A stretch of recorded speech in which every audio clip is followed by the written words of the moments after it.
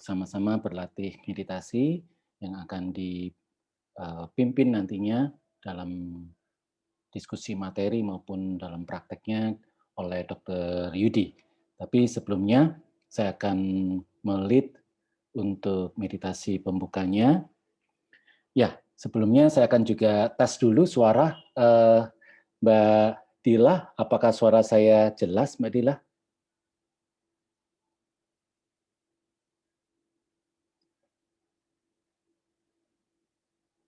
Tes.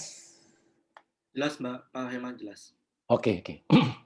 Oke, sebelum kita mulai, seperti biasa kita juga perlu memunculkan motivasi kita ya, bahwa latihan meditasi ini kita selain untuk diri kita, juga nantinya kita bisa dedikasikan untuk kebahagiaan semua makhluk hidup. Kita akan mulai dengan membacakan motivasi atau aspirasi pembukanya. Yuk kita baca 3 kali. Dengan welas asih dan kebijaksanaan tanpa batas, saya akan berlatih dan berdiskusi untuk kesejahteraan semua makhluk. Semoga kita semua terbebas dari kemelekatan dan kebencian dan memiliki sukacita dan dunia penuh kedamaian. Dengan welas asih dan kebijaksanaan tanpa batas, saya akan berlatih dan berdiskusi untuk kesejahteraan semua makhluk. Semoga kita semua terbebas dari kemelekatan dan kebencian, dan memiliki sukacita dan dunia penuh kedamaian. Dengan welas asih dan kebijaksanaan tanpa batas, saya akan berlatih dan berdiskusi untuk kesejahteraan semua makhluk.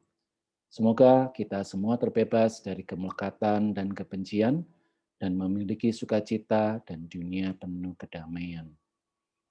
Oke, teman-teman, kita akan segera mulai. Silakan Anda persiapkan postur meditasi Anda. Bagi Anda yang duduk, Anda bisa lepas dari sandaran, maksudnya jangan bersandar, dengan kaki, kedua telapak kaki menjejak di lantai. Dan bagi Anda yang bersila, pastikan posisi sila Anda stabil. Oke, sekarang tegak luruskan tulang punggung Anda.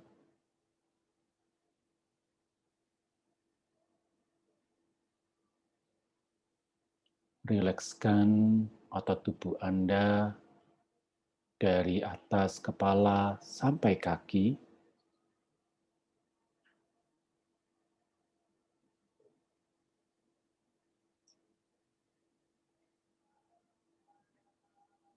Rilekskan otot yang ada di kepala bagian atas.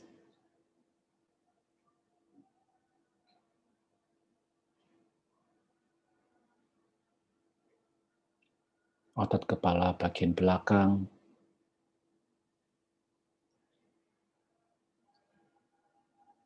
Rilekskan otot yang ada di sekitar wajah.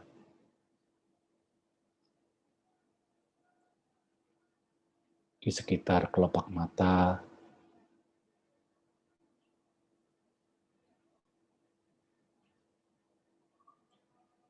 Hidung. Telinga. Bibir.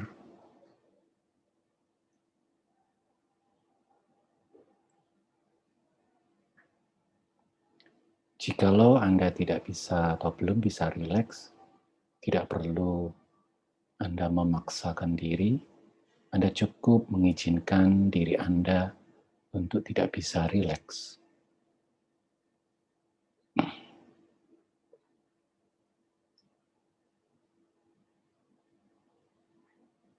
Rilekskan otot di sekitar leher dan pundak.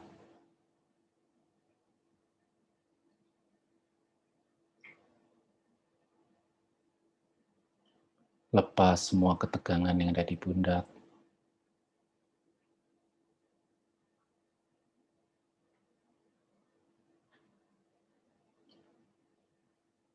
Rilekskan otot di sekitar lengan dan tangan.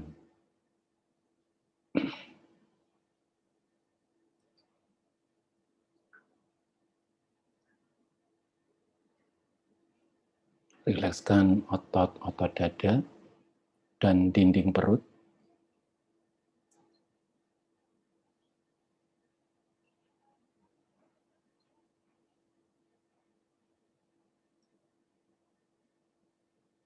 Rilekskan otot pantat, kaki, dan telapak kaki.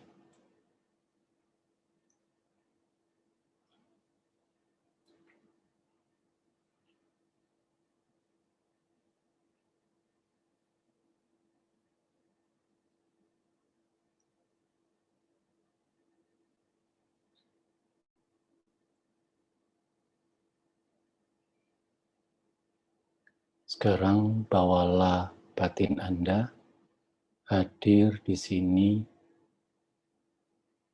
di saat ini, bersama-sama dengan tubuh Anda.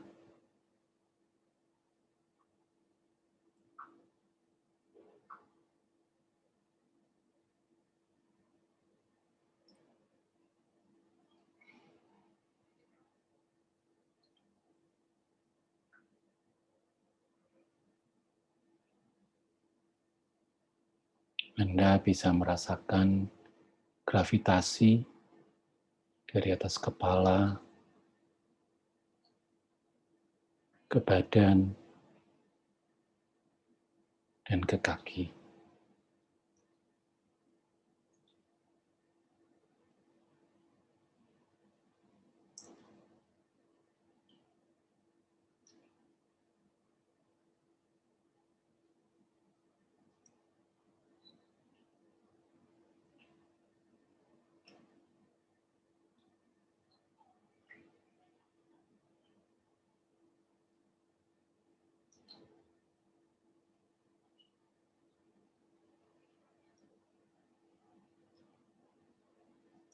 Oke, sekarang Anda bisa menyadari tubuh Anda sedang bernafas.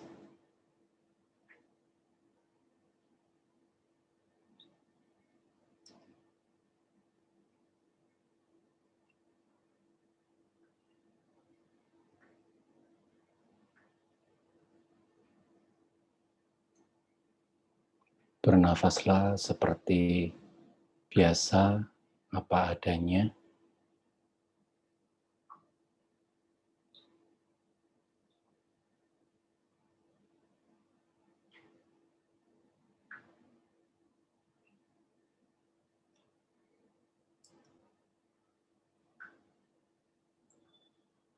Izinkan jika tubuh Anda bernafasnya cepat atau lambat,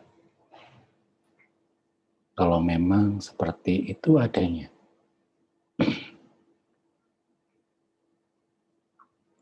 Anda tidak perlu memperlambatnya jikalau gerakannya cepat,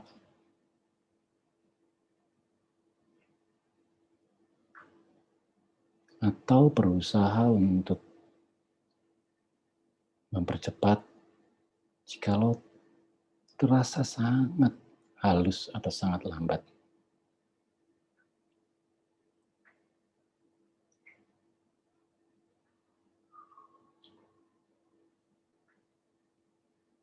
Anda bisa merasakan nafas Anda masuk dan keluar melalui ujung hidung. Ada sensasi di situ.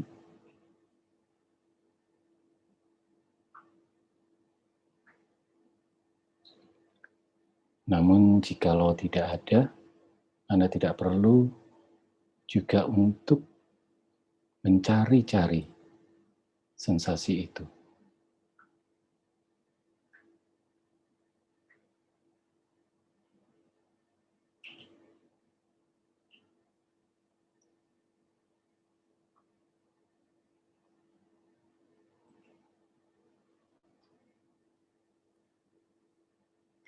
Anda juga bisa merasakan nafas masuk dan keluar melalui kembang kempisnya otot dada atau kembang kempisnya dinding perut.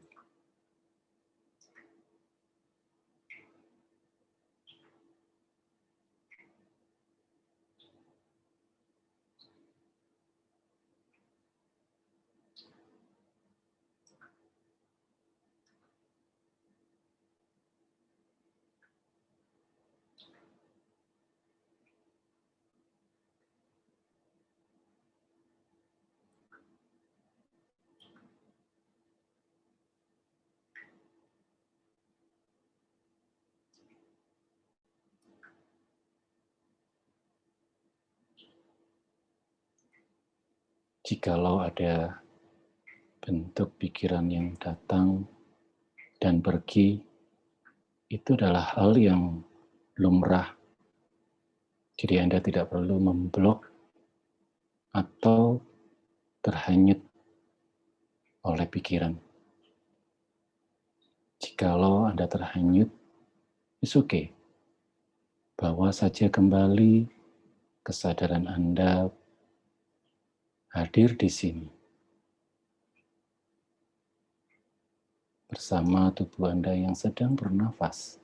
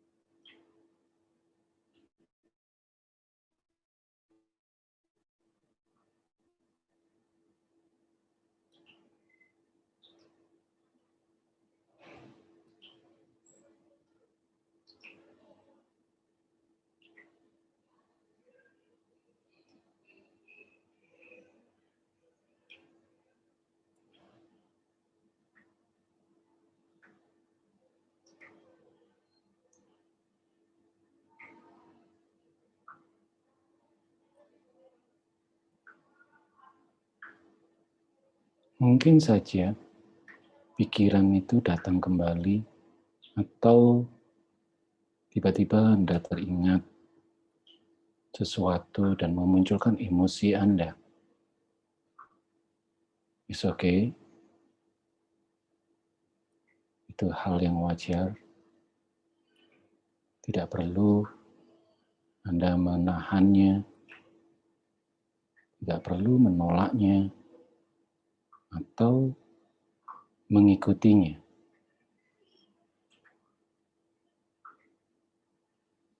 Cukup tahu saja, sadari saja.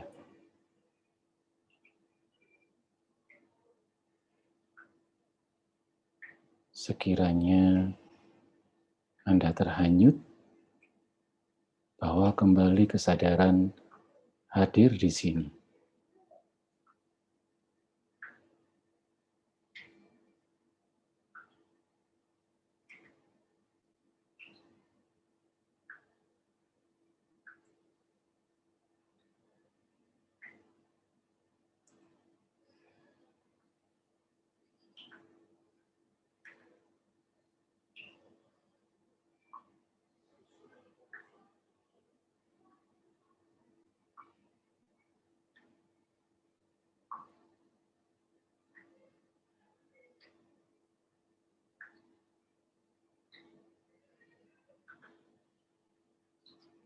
Hal terpenting di sini, batin Anda tahu tubuh Anda sedang bernafas.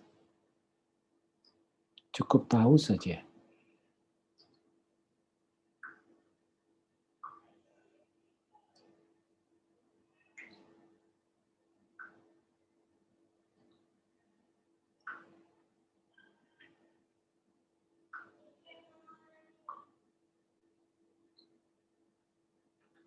Oke, sekarang bagi Anda yang matanya terpejam, silakan membuka mata.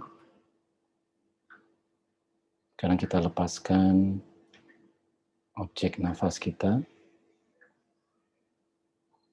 Tidak perlu berusaha untuk bermeditasi. Memandang ke depan, rileks. Namun tetap sadar, tidak terhanyut.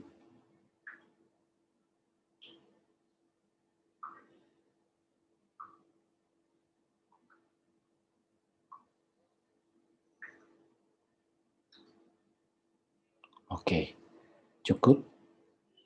Ya. Oke, teman-teman, langsung saja materi akan disampaikan oleh Dr. Yudi. Silakan, Dokter. Oke. Kedengeran nggak suaraku nih? Benar. Kedengeran ya? Sebentar, saya setting dulu.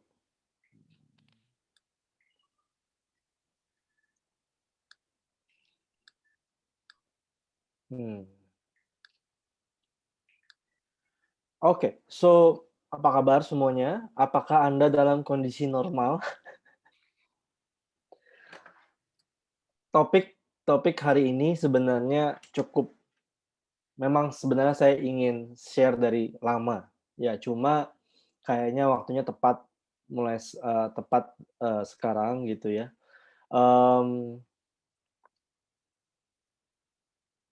Tapi one thing ya. Topik malam ini akan menjadi sangat filosofis ya. Jadi mungkin Anda akan bingung, tapi semoga di akhir sesi malam ini kita bisa sampai ke praktikalnya. Oke, what should I do gitu ya? Apa yang bisa saya terapkan dalam kehidupan saya sehari-hari gitu. Dan topik malam ini akan sangat sulit mungkin dipahami oleh mereka yang tidak pernah ikut sesi-sesi meditasi Tergar sebelumnya. Jadi kalau Anda baru pertama kali ikut, kalau Anda bingung is okay, nggak apa-apa, tapi semoga bisa mengerti paling tidak secara intelektual apa yang kita akan coba sharing-kan malam ini, ya. Eee, oke, sebelum kita akan ngomongin lebih lanjut, maka saya mengajak Anda, bahkan mungkin men-challenge Anda, menantang Anda untuk mempertanyakan kembali what is normal for you, ya. Apa sih, yang kita sebut sebagai normal itu? Oh, kehidupan gue sekarang normal lagi gitu. Atau normal, tidak normal, itu bagi kalian seperti apa gitu. Nah, eee, I don't know, ada yang mau share mungkin di kolom chat silakan ya. Apa yang membuat Anda berpikir ini normal? Kemudian menjadi tidak normal, kemudian ada lagi keseimbangan yang baru yang disebut sebagai a new normal, normal lagi gitu, normal lagi yang baru gitu. Nah, apa yang membuat kita berpikir ini normal, ini tidak normal gitu. Itu dulu ya, baru kita challenge, apakah betul yang kita bilang normal itu normal gitu. Kalau ternyata tidak normal, yang normal sebenarnya itu seperti apa? Nah, itu yang kita akan coba, eee, pertajam dalam diskusi dan, sharing malam ini gitu ya. Sebelum kita ngomongin soal normal, kita akan ngomongin dulu tentang the way we live. Gimana sih cara kita hidup saat ini gitu. Kalau Anda lihat kehidupan Anda dan hidup sekeliling Anda gitu ya. Kita hidup sebagai diri kita gitu ya. Dan kita melakukan kegiatan rutin sehari-hari kita, bangun, kemudian mandi, terus ini, terus itu, terus mungkin kerja, mungkin ini, mungkin itu. Ujung-ujungnya selesai hari, kalian tidur lagi, besok lagi, jalan lagi, seperti itu. So, what's the meaning gitu? Dalam artian kayak, mengapa kita melakukan apa yang kita lakukan gitu. Banyak orang yang hidup gitu ya, tapi mereka tidak pernah berpikir secara betul-betul gitu ya, kenapa mereka melakukan seperti yang mereka lakukan gitu. Jadi banyak orang hanya kayak hidup seperti, ya udah, orang-orang seperti itu, ya udah saya ikut gitu. Orang-orang kerja, berarti saya kerja. Jadi hidupnya seperti seakan-akan hanya mengikuti tatanan sosial. Oh, berarti harus kerja. Oh, berarti harus dapat duit. Oh, kalau gitu supaya bisa beli barang. Kemudian kita supaya bisa beli apa yang kita mau. Jadi, itu sudah menjadi kondisi yang sangat normal buat kita. Kondisi yang sangat normal. Kita sudah begitu terkondisi dengan sistem dunia, dengan sistem moneter, dengan sistem identitas, dengan sistem strata sosial, dengan banyak peran-peran yang kita mainkan dalam dunia kita gitu ya.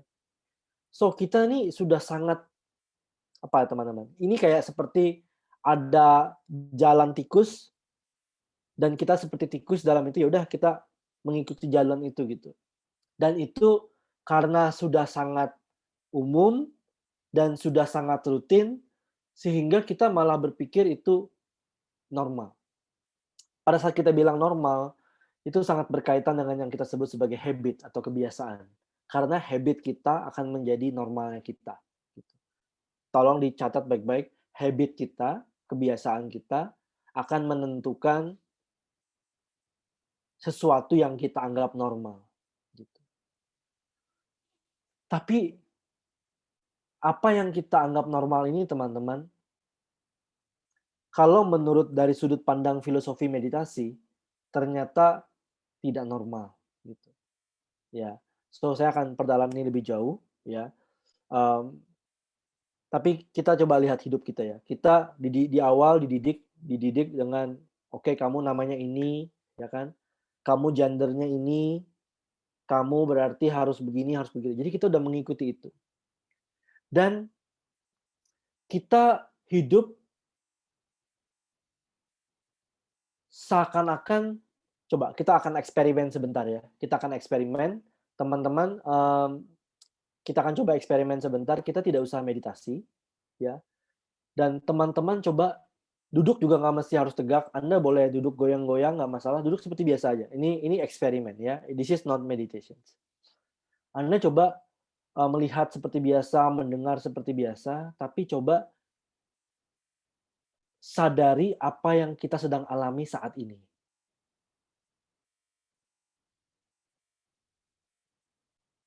Take time untuk be aware of whatever you experience now.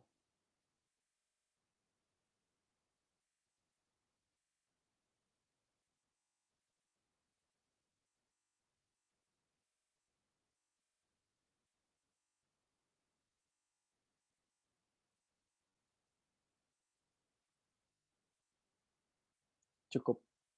Nggak usah lama-lama, 10 detik aja cukup ya. What do you feel? Apa rasanya 10 detik tadi itu? Oke, sekali lagi. Ya, sebentar aja, nggak usah lama-lama. Coba 10 detik ini kita benar-benar mengalami apa yang kita merasakan, menyadari apa yang sedang kita alami saat ini.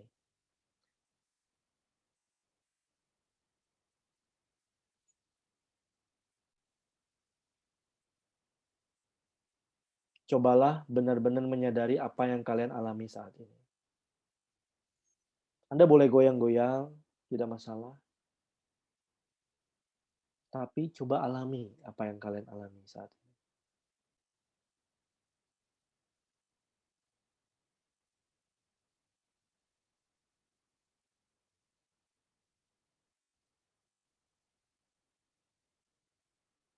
Cukup. What do you feel? Nothing special, tapi apa? Nah, kalau boleh bilang, dari sudut pandang meditasi, maka 10 detik tadi itu, 10 detik tadi itu adalah kondisi yang paling normal sebenarnya. Coba sharing di chat 10 detik tadi itu, tidak usah ngapa-ngapain, tidak usah melakukan apapun, cukup mengalami apa yang sedang terjadi. Coba sharing di chat, kolom chat, apa yang terjadi pada Anda 10 detik tadi itu. Ada yang bilang, Leni Gorinta rasanya seperti perhatiannya berkumpul, yang tadinya saya galau. Ada yang mengalami tenang, ada yang bilang kosong, ada yang mengalami tiba-tiba tenang, ada yang bilang di sini kini, ada yang merasakan takut salah yang menghantui, menyadari apa adanya. Well, yes. 10 detik ini bagus nih, Lesti. Ini adalah 10 detik di mana saya bisa melihat batin saya itu pergi kemana-mana. Ada yang bilang kesadarannya lebih kuat, biasa aja, tidak ada pikiran, lebih memperhatikan diri sendiri sedang merasa apa. Yes. Oke, stop. Nggak usah chat lagi. Oke. Nah, thank you buat yang sudah sharing pengalaman. Tapi kalau boleh bilang, 10 detik yang sangat singkat tadi itu adalah kondisi yang ternormal sebenarnya. Mungkin belum ternormal, tapi yang paling mendekati yang sebenarnya normal itu seperti apa. Oke? Tapi jarang yang bisa stay longer dalam kondisi kayak tadi itu.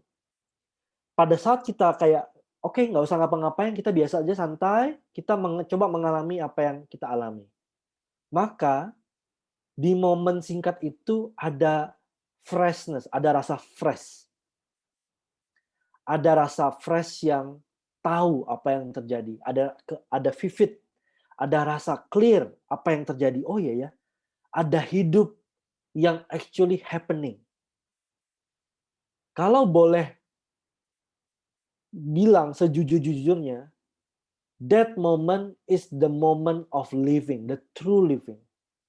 Karena Anda benar-benar mengalami yang namanya hidup yang sedang terjadi. Gitu. Tapi jarang yang bisa benar-benar hidup terus seperti itu. Karena kita sudah habituated mulai dari alam insting, alam logika, alam perasaan, kita sudah sangat disetting. Kalau AI itu kita sudah dipasang algoritmanya berpikir ke masa depan, seakan-akan masa depan lebih baik dari momen tadi, dan selalu merenung ke masa yang lalu, seakan-akan berpikir bahwa momen masa lalu itu akan kita selalu membandingkan momen yang tadi itu, momen the present living, itu dengan ekspektasi masa depan dan pembandingan masa lalu gitu, kasarnya gitu. Kita selalu tidak tahan berada di sini, gatal gitu. Our mind get really apa ya, kayak ada rasa gatal ingin segera kabur ke masa lalu dan ke masa depan. Kita coba lagi ya. Tidak usah ngapa-ngapain. Sadari saja apa yang Anda alami saat ini.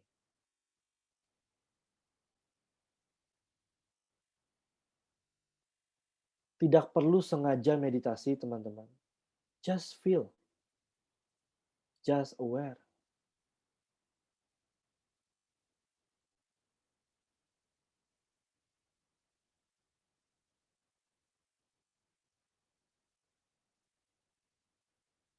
Alami apa yang kalian sedang alami saat ini.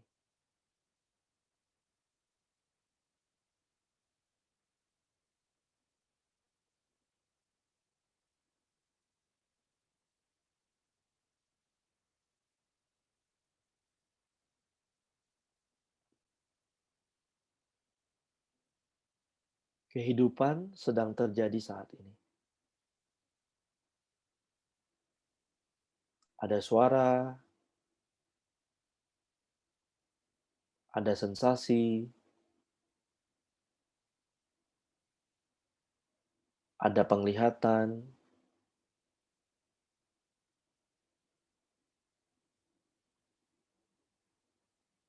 ada pikiran,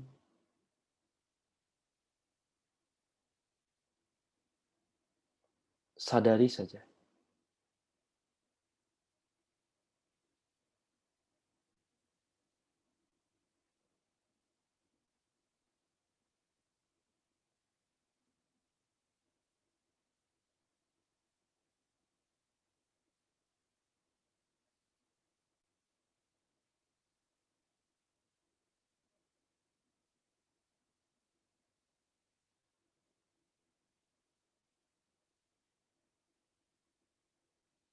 Izinkan segala sesuatu untuk terjadi.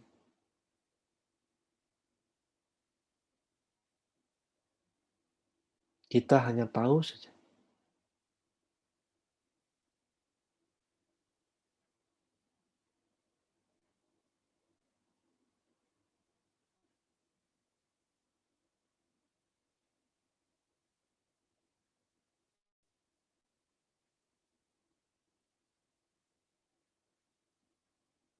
Oke, sudah selesai.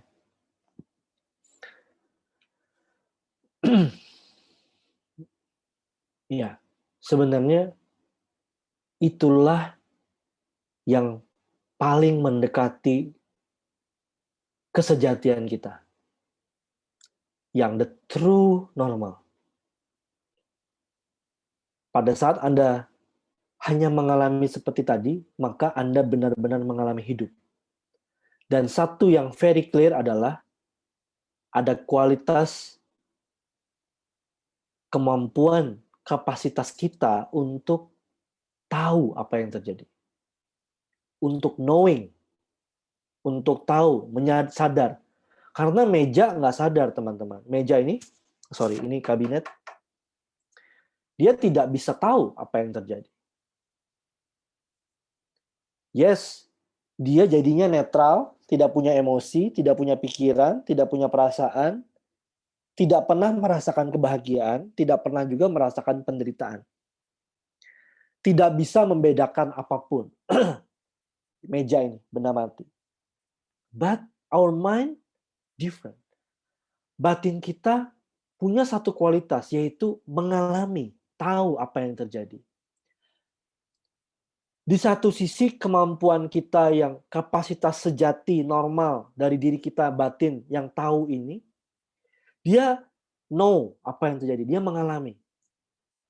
Gitu. Oleh karena itu, dia tahu kalau kita punya hak, kalau kita lagi marah, kalau kita lagi takut, kalau kita lagi sedih, kalau kita lagi emosi, lagi panik, kalau kita lagi happy, not happy gitu. Kita tahu karena kita punya batin. In one way is very itu adalah kelebihan yang ultimate dalam diri kita. Tapi di sisi yang lain dia juga menjadi problematic karena kita tahu apa yang terjadi, oleh karena kita punya kemampuan ini, akhirnya kita bisa merasakan suka, tidak suka, label, kita mulai menciptakan banyak label, gitu. Kalau boleh kasar adalah, karena kita punya batin yang tahu, maka di satu sisi kita bisa membodohi diri kita sendiri. Gitu. Karena kita punya kemampuan ini.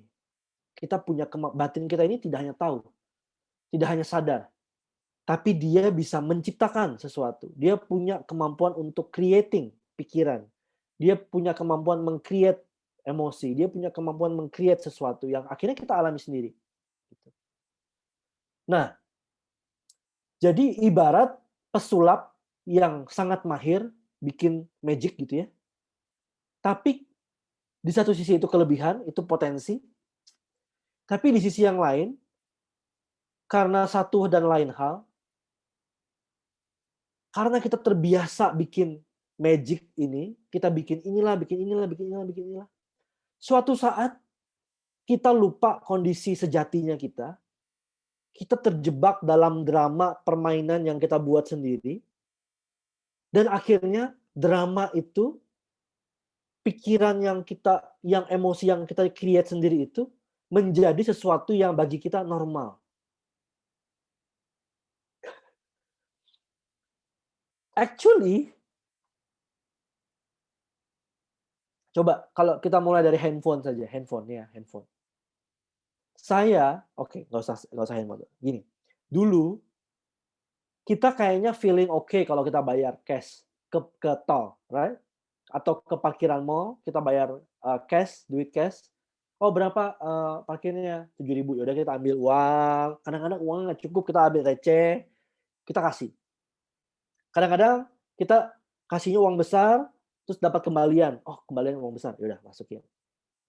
Itu sesuatu yang normal buat kita. Sesuatu yang oke, simple, biasa gitu. Tapi karena kita sangat intelektual, kita menciptakan sesuatu yang kita pikir kemudahan, yaitu kita bikin e-tol. Right? E-tol. Karena kita create e-tol, maka segala sesuatu sekarang pakai e-tol. Kemudian di saat yang sama, kalau seandainya kita lupa isi e-tol, kita jadi ada penderitaan. Aduh, ini udah ada belum ya? Takutnya ini belum belum cukup saldonya, terus nanti di tol kita nggak punya cadangan, terus kita harus ke belakang minta-minta malu gitu. It create another problem. Terus di saat yang sama, kalau kita masuk ke mall yang masih belum adaptasi sistem e-tol, yang tadinya saya biasa aja pakai uang biasa, sekarang saya komplain gitu.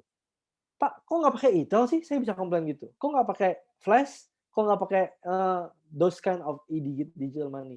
Yang dulu nggak problem, tapi itu menjadi sesuatu yang real dan kita akhirnya memainkan peranan lagi. Kita anggap itu sekarang, ya, kita selalu berpikir begini, kalau ada e-tol, dunia akan lebih indah. Ternyata tidak tuh.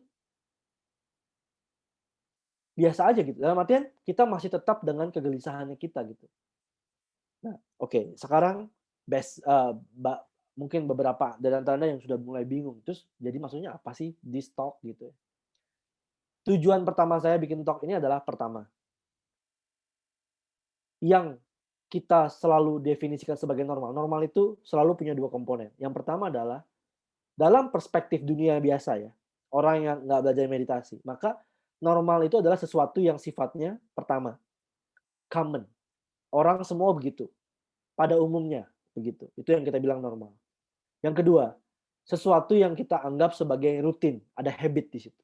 Itu yang kita bilang normal. Begitu itu terdisrupsi oleh contohnya COVID, pekerjaan Anda jadi berubah ritmenya, mata pencaharian Anda berubah ritmenya, sekolah Anda mungkin berubah, sekolah anak Anda berubah, semuanya berubah, maka Anda bilang itu tidak normal. Dan dari momen yang normal habit itu, kemudian terjadi sesuatu dan jadi tidak normal, maka di momen itu sebenarnya kayak tadi tuh. Di momen itu ada kayak jeda di mana semuanya fall apart. Habit-habit lama kayaknya fall apart. Di satu sisi itu jadi ada jeda yang segar, di sisi yang lain Anda jadi panik karena Anda sudah tidak punya pegangan. Dan Anda buru-buru mencari habit baru, pegangan baru yang kita bilang sebagai new normal.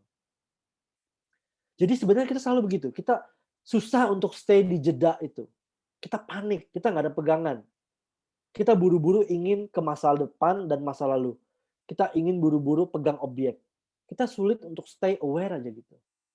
Mengalami hidup apa adanya itu sulit gitu. Sesuatu yang harusnya sangat normal, very default in our mind, karena kebiasaan untuk kabur ke masa lalu dan masa depan, kita akhirnya langsung gelisah. Oke, sebelum saya lanjutin tentang ini, mari kita lakukan exercise yang tadi, tidak perlu ngapa-ngapain, tidak usah meditasi. Hanya alami saja apa yang kita alami saat ini. Sadari hidup Anda saat ini.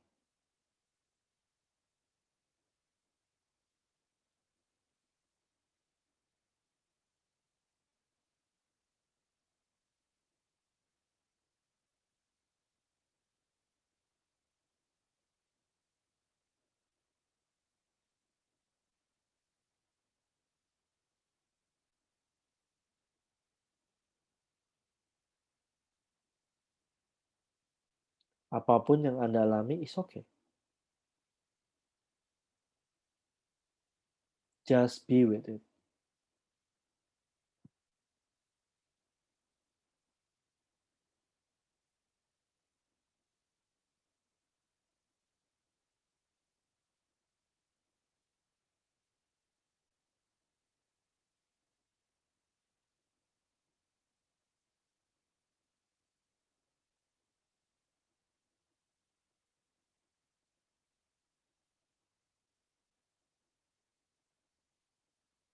Stop. Kenapa saya potong-potong pendek-pendek? Karena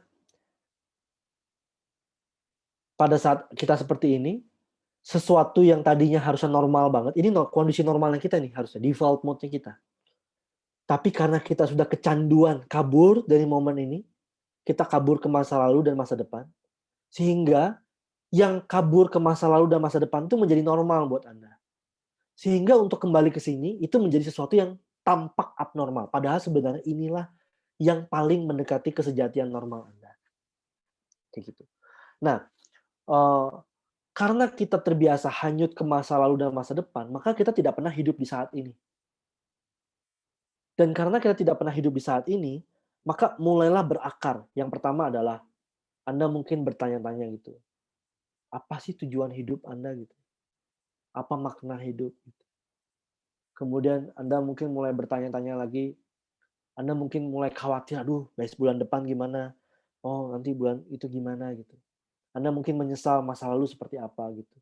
So, penderitaan terjadi saat Anda kabur dari momen ini. Perhatikan baik-baik lagi. Penderitaan terjadi saat Anda kabur dari momen ini. Begitu Anda sudah mulai kabur dari momen ini, maka saat itu mulai ada penderitaan. Karena di momen ini sebenarnya hidup adalah hidup saja gitu. Penderitaan hanya terjadi saat Anda mulai membandingkan. Aduh, nanti besok gimana? Terus Anda kayak atau aduh kemarin gitu gitu. Jadi Anda sudah mulai membandingkan. Saat ada perbandingan, maka disitulah penderitaan muncul. Gitu. Oke, sampai saat ini dulu. Ada yang mau bertanya atau share? Silakan.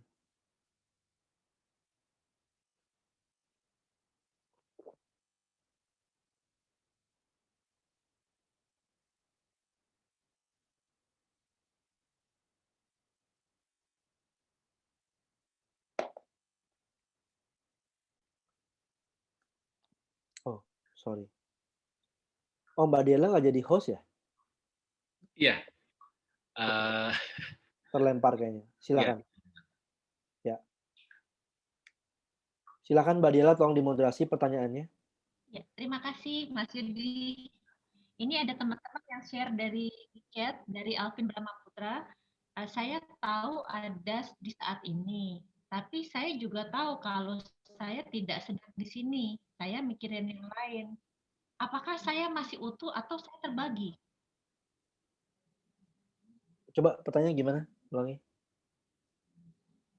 Jadi Mas Alvin ini bilang dia tahu dia ada di saat ini, tapi dia juga tahu dia tidak sedang benar-benar ada di sini. Karena sedang berpikir tentang yang lain. Apakah beliau itu sebenarnya masih utuh atau sudah terbagi?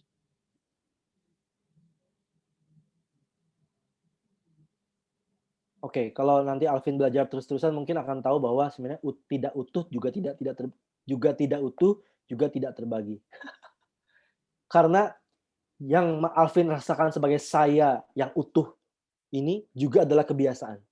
Actually, yang kita bilang saya kan merupakan berbagai komponen. Tidak pernah ada saya yang benar-benar utuh. Oke, lanjut. Dari Andre, apakah mungkin seseorang tidak memikirkan masa lalu dan masa depan atau membandingkan, tapi benar-benar hanya ada di saat ini saja? Bisa dong, kita akan latihan itu. Oke, but di saat yang sama, teman-teman, ini saya harus clarify juga. Kalau gitu gimana dong dengan goal kita? Gimana dengan kita kan selalu diajarkan untuk merumuskan goal perusahaan contohnya. Goal, resolusi tahun 2021 gitu contohnya. Atau apa? Kita kan selalu sistem dunia ini sudah sangat membentuk kita untuk hidup lari ke masa depan dan menyesali masa lalu gitu. Itu sudah sangat terdefinisi. Kita nggak ada pilihan lain selain hidup seperti itu. But ada solusinya, yaitu nanti di bagian akhir. Oke, so follow me. Karena kita harus bahas beberapa hal dulu sebelum sampai ke solusi itu. Ya. Slide. Slide. Apa pertanyaan berikutnya, Mbak Diela? Dari Arnati Primiana, Mas mau tanya, kalau nol itu living at the moment, bagaimana dengan rencana-rencana atau ambisi masa datang? Worry juga karena saya kebanyakan rencana-rencana di masa depan. Ya, oke. Itu pertanyaan yang tadi saya bilang tentang yang tadi. Meiti angkat tangan. Boleh Meiti aja tolong di unmute. Mungkin dia bisa bertanya lebih langsung.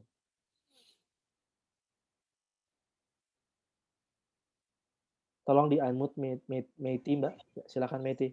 Ya, selamat. Silakan.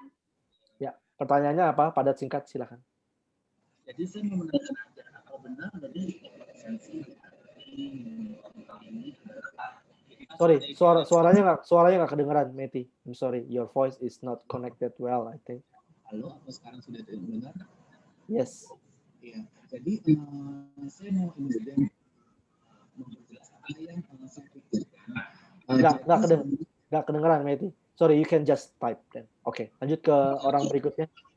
Ya, sorry ya, Meti, your voice not clear. Ya.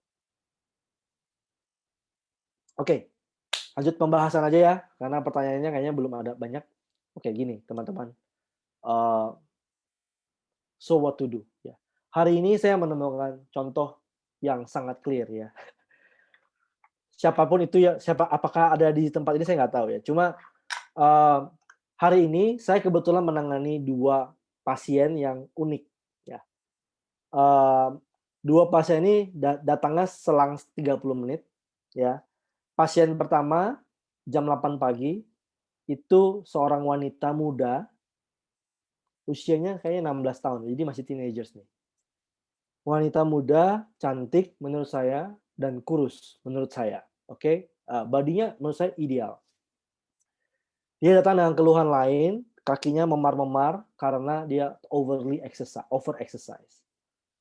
Dan dia sangat menderita karena dia sangat ingin berat badannya turun. Padahal menurut perspektif subjektif saya, dia adalah seorang wanita yang cantik, kurus, dan tidak gemuk gitu. Tapi dia sangat menderita karena dia merasa dirinya gemuk. Bahkan dia berusaha congkel mulutnya untuk memuntahkan makanan. Saking dia merasa bersalah sekali kalau dia makan. Padahal dia kurus menurut saya.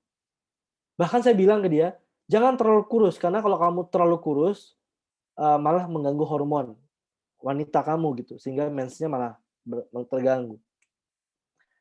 Oke, itu kasus pertama, penderitaan akibat pengen kurus. Dia merasa dirinya, dia nggak puas dengan momen saat ini dia ingin masa depan kurus.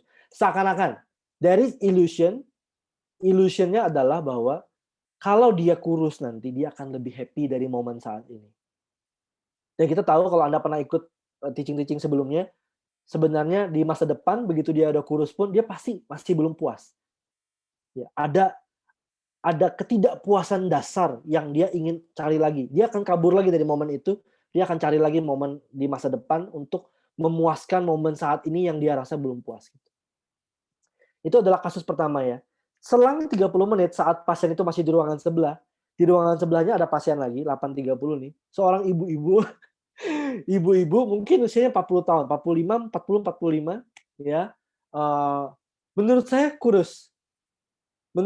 Tapi tidak terlalu kurus sehat gitu. Ya. Tapi dia merasa gitu, aduh dok, saya terlalu kurus nggak ya? Orang-orang bilang saya terlalu kurus gitu. Padahal menurut saya dia tidak terlalu kurus. Jadi si ibu ini merasa dia akan lebih happy jika dia gemukan. ini di ruangan yang sebelah-sebelahan gitu ya. Dan mereka berdua mengejar hal yang berbeda. Yang satu akan lebih happy jika kurus, padahal dia sudah kurus. Yang satu akan merasa lebih happy jika dia gemukan, padahal menurut saya badan dia segitu, usia 45 tahun harusnya udah oke, jangan terlalu gemuk, malah kan sebenarnya kalau dari sisi kedokteran. Tapi dia merasa bahwa dia akan lebih happy kalau orang-orang bilang dia nggak terlalu kurus, takutnya nanti kurus sakit gitu. Dia bilang kayak gitu. Padahal tidak gitu. So again, realita yang kita pilih, realita yang kita alami itu teman-teman, yang kita bilang normal, kondisi normal saya kerja, saya punya badan ini, semua itu sebenarnya kalau Anda belajar lebih jauh, maka Anda akan tahu bahwa itu adalah proyeksi semua dari batin Anda. Your mind project everything. Gitu.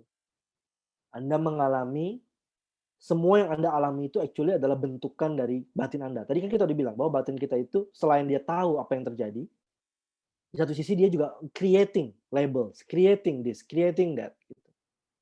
Karena dia sangat kreatif, dia penuh potensi.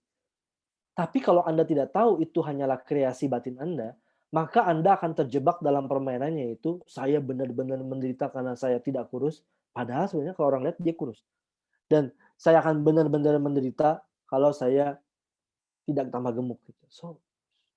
Dan kita kan seperti itu. Ini adalah kasus contoh berat badan. Tapi kita akan, dari kita hari ke hari kita mengejar kita mengejar uang, kita mengejar sesuatu, kita ingin memenuhi momen saat ini.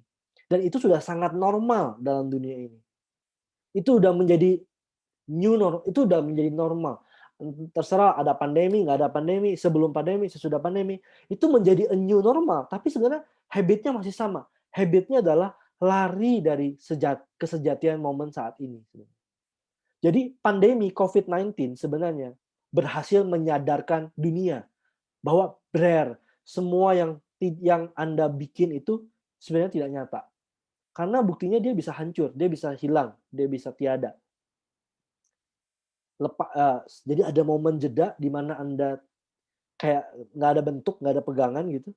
Di momen itu sebenarnya Anda di satu sisi Anda ada jeda yang sadar gitu. Tapi karena kita punya habit untuk memegang sesuatu, akhirnya pelan-pelan kita mulai membuat lagi a new normal menurut versi yang sangat gelisah ini gitu, kegelisahan mendasar ini.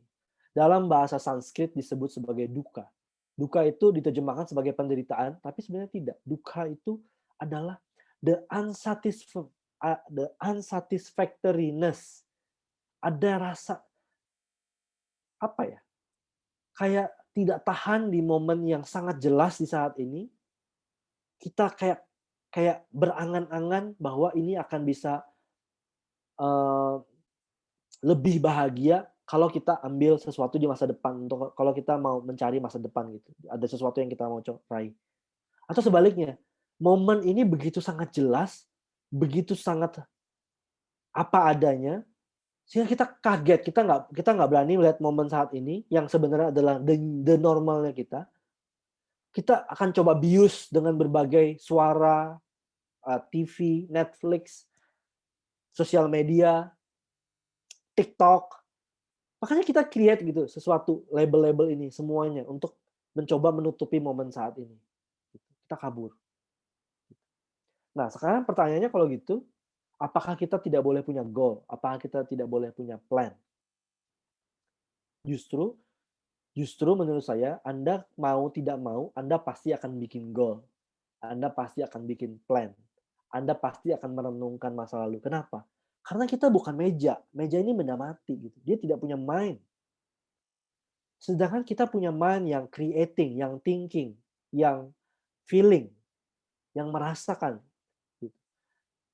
Jadi Anda mau tidak punya pikiran pun tidak mungkin, pasti punya pikiran. Jadi please note this, Anda bukan menjadi meja yang patung yang tidak bisa merasakan apapun. No, you cannot do that gitu. Anda bukan patung, Anda hidup, Anda punya mind, Anda punya capacity to make something, to create something, to be aware.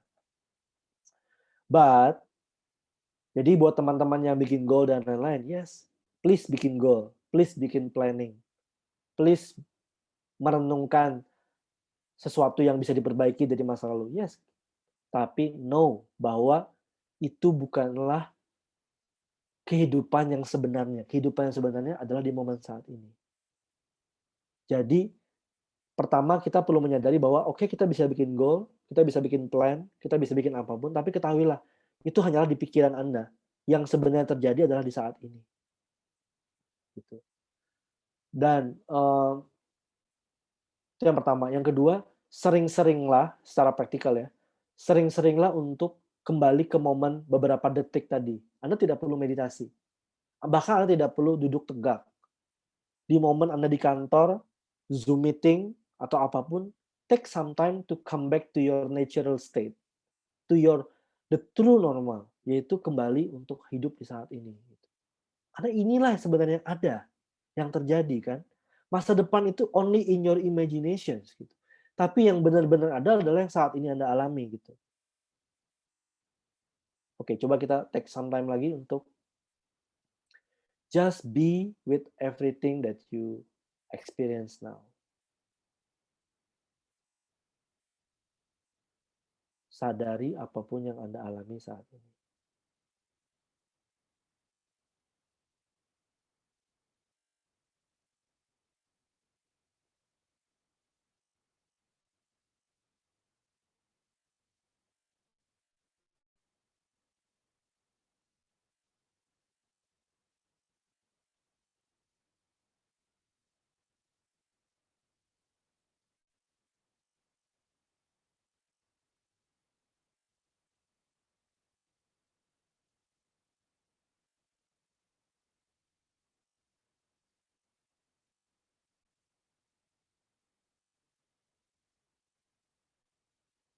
Stop. Kita akan coba sekali lagi, tapi saya akan meminjam kata-kata Mingyu Rinpoche. Dibilang seperti ini ya. Wait, saya bacakan. Normal mind. Ya, dia bilang. The normal mind. Whatever you are experiencing right now. Apapun yang Anda alami saat ini. Jadilah seperti gunung. Atau jadilah seperti langit. Gunung dan langit sama-sama mengalami perbedaan suhu, perbedaan pergerakan, dia bilang. Yang Anda perlu lakukan adalah be like the sky and welcome all the clouds. Welcome all the temperature that is happening in this present moment. Oke, kita akan latihan seperti ini. Kita jadi seperti gunung yang diam dan hadir, dan biarkan apapun terjadi. Entah itu temperaturnya nggak enak, temperaturnya enak, dingin, panas, gelisah, tenang. Apapun itu hanyalah seperti awan yang datang pergi. Tegakkan tulang belakang Anda. Hadir, sadar. Jadilah seperti gunung yang hadir, dan biarkan semua awan datang pergi. Welcome everything in your awareness.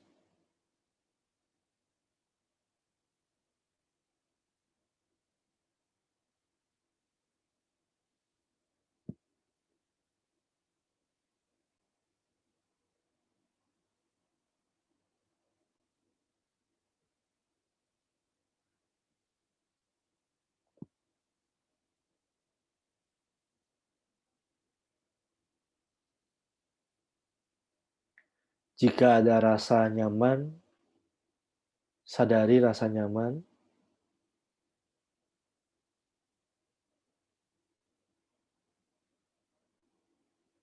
Jika ada rasa gelisah, it's okay, tidak perlu lari ke masa lalu atau masa depan. Just be with all sensations.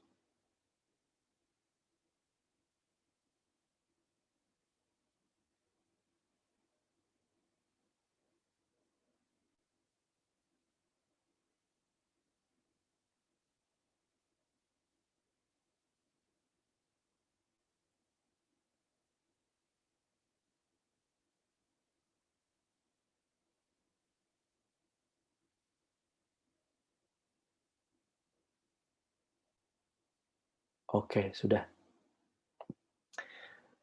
Ya, jadi teman-teman, itu sebenarnya adalah default mode normalnya kita. Itu paling mendekati ya, belum sampai benar-benar normal, tapi paling mendekati.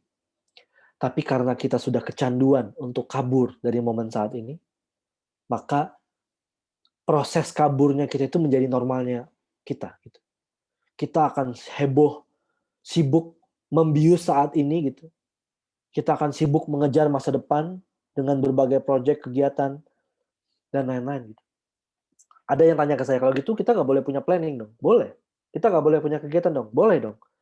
But, kalau kita udah terbiasa stay di normalnya kita yang tadi, the true normal, maka kegiatan-kegiatan itu bukan lagi ingin memuaskan kegelisahan kita yang di sini gitu. No. It's not out of our neurotic mind. But it become expression of your true self. Gitu. It become expression of your creativity. It become expression of your inner goodness gitu. It become expression of your love gitu. Tapi bukan lagi demi memuaskan identitas, bukan lagi untuk label-label yang kita ingin tidak pernah terpuaskan gitu. Ya. So bedanya adalah activity-nya mungkin sama, goal-nya mungkin terjadi, tapi the attitude-nya yang beda. Yang satu out of neurosis gitu. Ingin mengejar kebahagiaan yang tidak di saat ini gitu. Di satu sisi kita bahagia saat ini, kita content and then we express. It's two different things gitu. Ya. Terus pertanyaan lagi, ada yang penting nih. Ada yang tanya, Dok, kalau saya stay di saat ini, gimana dengan rasa sakit yang saya alami yang terjadi di saat ini? Atau rasa panik yang saya alami di saat ini gitu. Well, actually, rasa panik, rasa sakit, itu sebenarnya hanyalah rasa saja. Dia bahkan tidak muncul dalam label rasa panik atau label rasa sakit. Dia hanyalah sensasi yang muncul. Tapi kebiasaan kita kabur ke masa depan, itu membuat kita create label atas sakit ini. Aduh, panik, panik, panik. Jadi seakan-akan itu solid, itu skenario film yang besar. Sama seperti film ya, kalau Anda cut jadi momen-momen by momen, dia jadi kehilangan arti dramanya kan. So if you have sensations, many sensations, maka perhatiin setiap sensasinya aja. Maka lepaskan label ini panik lah, ini sakit lah, ini. Just be with all sensations. Itu the true normalnya kita sebenarnya. Tapi karena kita sudah kecanduan tidak normal, tidak normal yang menjadi normal gitu, maka pelan-pelan latihannya. Latihannya adalah 10 detik aja teman-teman. Kita pasti bisa punya waktu 10 detik kan? We have this 10 seconds. Dan pada saat kita ngomong 10 detik, just feel, just be. Bukan berarti kayak gini, contohnya nih, ini handphone nih. Oke? Oke, sekarang 10 detik just be. Terus handphonenya ditaruh. Terus diem gini. Bukan gitu maksudnya. Jadi 10 detik itu maksudnya, Anda lagi hanyut nih, Anda lagi hanyut ke masa lalu dan masa depan. Tiba-tiba Anda ingat, ting. Oke. Just be with what I experience. Anda boleh tetap Instagraman, Anda boleh tetap posting, Anda tetap boleh scrolling, tapi your mind is not in the future or in the past, you are here. Kita benar-benar mengalami apa yang kita sedang alami. Kita scrolling, kita sadari apa yang kita lakukan. Gitu. Kemudian pasti akhirnya kita hanyut lagi, kita lupa lagi. Jadi maksudnya kembali ke momen sadar saat ini itu bukan berarti Anda taruh semuanya. Terus Anda jadi kayak meditasi duduk formal, bukan begitu. Anda tetap lagi hanyut-hanyut, lagi sadar nih, lagi nonton Netflix contohnya. Kemudian Anda tiba-tiba, oh ya, ingat lagi. 10 seconds Anda kembali menyadari apa yang Anda alami. Sedang nonton Netflix. Oh, Anda hadir di sini nonton. Ya. You recognize this present moment, vividness of awareness gitu. Bukan berarti Anda harus drop everything and then just be aware gitu. Not like that. Ya, teman-teman, semoga bisa clear up some, I don't know, hopefully. Karena ini topik sebenarnya sangat filosofis dan Anda boleh kalau mau lebih jelas tentang bagaimana batin kita tuh kayak being neurosis, Anda boleh ke YouTube Tegar Indonesia, tolong kunjungin lagi pembahasan tentang Bhava Chakra. Bhava Chakra tuh, Bhava Chakra. Makin lama kita sangat berlari ke masa depan, lari dari masa lalu ke masa depan, maka makin lama ini makin cepat. Batin yang tadinya sangat liquid seperti air gitu ya, karena ditiup makin cepat, lama-lama jadi beku kayak es gitu. Sama seperti dulu orang kalau bikin es kan pakai kipas ya. Jadi sama, kita itu sangat takut menjadi liquid. Kita tuh inginnya solid gitu. Makanya kita tuh ingin cepat, tambah cepat gitu. Actually, if you stay in the present moment, everything is happening. Oke? Kalau istilah dalam Lao Tzu ya, pendiri yang menulis Tao Te Ching, dia bilang gini, the nature never hurry, but everything is happening gitu. Alam semesta tidak pernah terburu-buru, toh semuanya terjadi. Right? Gitu. Jadi bahkan saya dibilang guru saya gini, pasien boleh terburu-buru. Tapi kalau dokternya ikut terburu-buru, berarti ada 2 pasien dalam ruangan. So, ya teman-teman, batin kita tuh jadi sangat gelisah sekarang. Karena kita jadi sangat terburu-buru mengejar masa depan, lari dari masa lalu gitu. So, take some time to be here in this present moment. Ya. Kita akan akhiri dengan aspirasi penutup.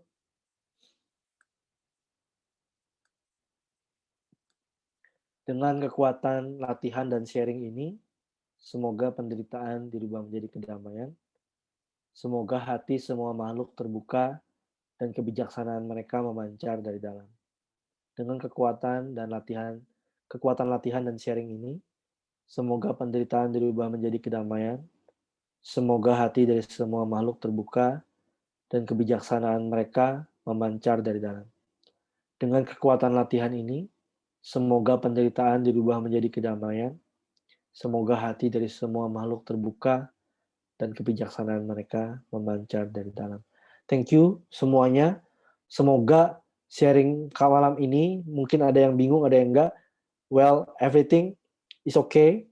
Yang penting ingat latihannya yaitu time to time kembali ke your true normal, yaitu sadar di momen saat ini. Oke, teman-teman, sampai jumpa minggu depan. Bye-bye. See you. Thank you. Thank you, Mbak Diala. Thank you, Pak Hema. Bye-bye. Semua di Pak Hema.